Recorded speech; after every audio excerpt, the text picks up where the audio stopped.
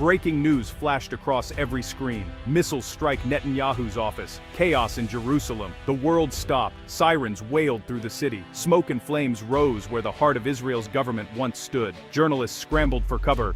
Ambulances sped past stunned crowds. Panic spread faster than the shockwaves. Phones buzzed and news anchors shouted updates. No one knew how many missiles had hit. No one knew who was safe. The world watched live as chaos unfolded. People across Israel and around the globe waited for answers. Within seconds, world leaders called emergency meetings. Stock markets dropped sharply.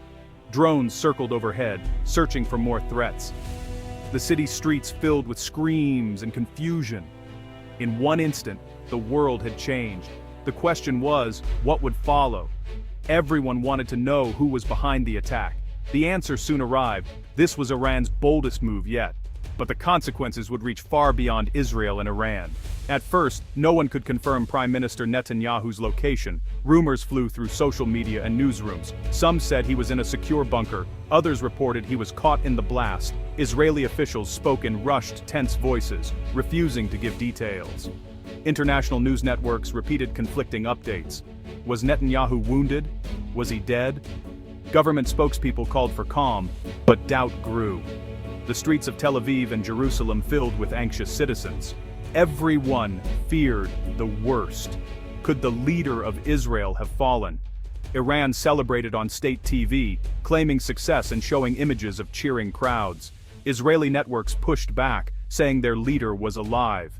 The truth was hidden beneath a wave of confusion. Allies and enemies alike hesitated, waiting to see what the new reality would be. The uncertainty fueled more panic. Families called loved ones. Soldiers rushed to their posts. The fate of a nation, and even the region, seemed to hang by a thread. The world held its breath, waiting for proof of life or confirmation of tragedy. Sirens cut through the air as more missiles threatened. People rushed to bomb shelters. Streets emptied in seconds. Children cried as families huddled together, waiting for the next explosion. Social media lit up with frantic posts: where to hide, who to trust, what to do next. Markets in Tel Aviv and Tehran shut down. Traders watched prices crash on screens, their futures uncertain. In cities across the Middle East and beyond, people withdrew money, bought food, and boarded up shops. The fear was contagious. Misinformation spread rapidly. Every explosion brought new rumors. Was it another missile, a cyber attack? Some said it was only the beginning. The government urged calm, but the sound of sirens drowned out their words. In the darkness, hope felt far away. Still, some clung to routine. Volunteers handed out water. Medical teams moved wounded to hospitals. Even in chaos, acts of kindness broke the tension. Small but powerful reminders that humanity could survive even the worst attacks. Israel's response was immediate. Fighter jets roared into the sky, targeting Iranian military sites. Explosions rocked Tehran and other cities. The world watched as two powerful nations traded blows. The conflict threatened to engulf the entire region. Iran's allies moved quickly. Militias in Lebanon and Syria fired rockets into northern Israel. Pro-Iranian groups in Iraq threatened American bases. Suddenly, the war was not just between two countries. The Middle East was on fire, with old alliances tested and new battles erupting. Israel's Iron Dome intercepted some attacks, but not all. Civilians in both countries faced sleepless nights. The fear was real. No one was safe, anywhere. International flights were canceled. Borders tightened. The sense of security was shattered. As the fighting spread, the world wondered, who would stop it? Would anyone dare step in before the region plunged into all-out war? The answers were as uncertain as the skies above. With the first missile came a flood of falsehoods. Fake videos, doctored photos, and wild claims filled the internet. Some said Netanyahu had fled the country. Others claimed Iran was preparing nuclear missiles. The truth was buried under a mountain of lies. Governments struggled to control the message. Israeli and Iranian officials issued statements every hour. World leaders called for facts, not rumors. The United States and European Union urged calm, but their own citizens demanded action. Military and diplomatic teams worked non-stop to separate fact from fiction. International organizations like the UN called crisis meetings. Russia and China warned against escalation, while American warships moved closer to the region. Every nation had a stake and a fear that the violence would spiral out of control. The world's media raced to keep up. Journalists struggled to verify sources. Viewers questioned everything. The age of instant news became the age of instant doubt. In the shadows, the real danger grew, the loss of trust itself. For ordinary people, the conflict brought terror and hardship. Israeli families spent nights in bomb shelters, listening to rockets overhead. Children asked if their schools would ever reopen. Hospitals overflowed with wounded and scared patients. In Iran, the shock was just as intense. The sudden death of the supreme leader during the crisis sparked protests. Streets filled with demonstrators demanding answers and change. Food and fuel ran short as sanctions and strikes took effect. Parents worried for their children's future. Markets closed or emptied overnight. Pharmacies rationed medicine. The sound of gunfire replaced the buzz of daily life. In both countries, people faced choices no one should have to make. Run, hide, fight, or hope. Yet even as fear gripped the nations, stories of courage emerged. Neighbors shared what little they had. Doctors worked without rest.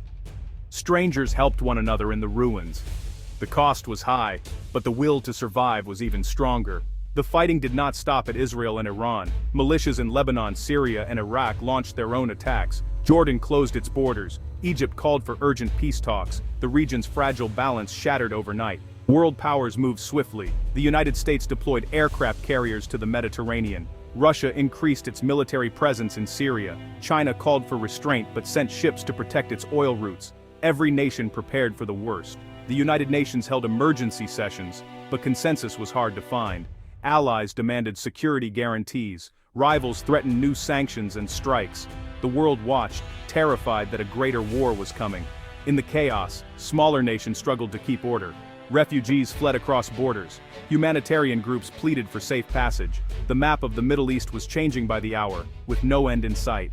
In crisis rooms and bunkers, leaders faced impossible choices. Israeli officials promised security and revenge. Iranian commanders vowed more attacks. Both nations tightened security, fearing coups or assassinations. The world's leaders walked a tightrope between force and diplomacy.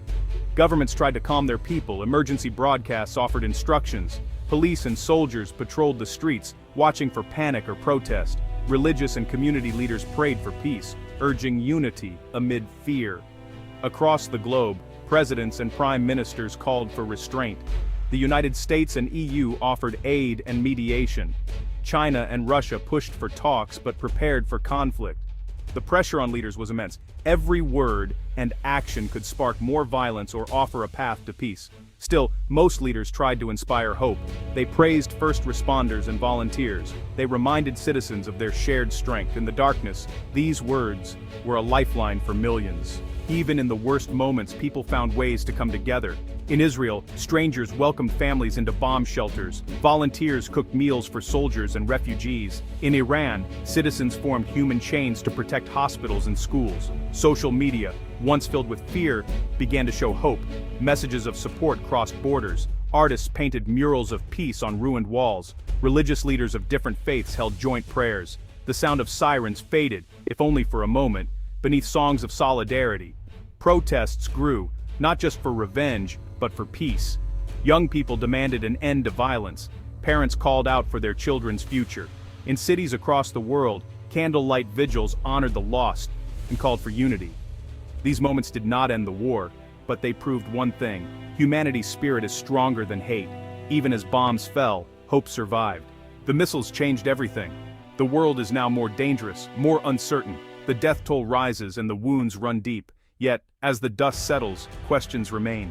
Can peace ever return to a region so scarred by violence? Will leaders choose dialogue over destruction? Ordinary people, not just in Israel and Iran but around the world, hope for an end to the bloodshed.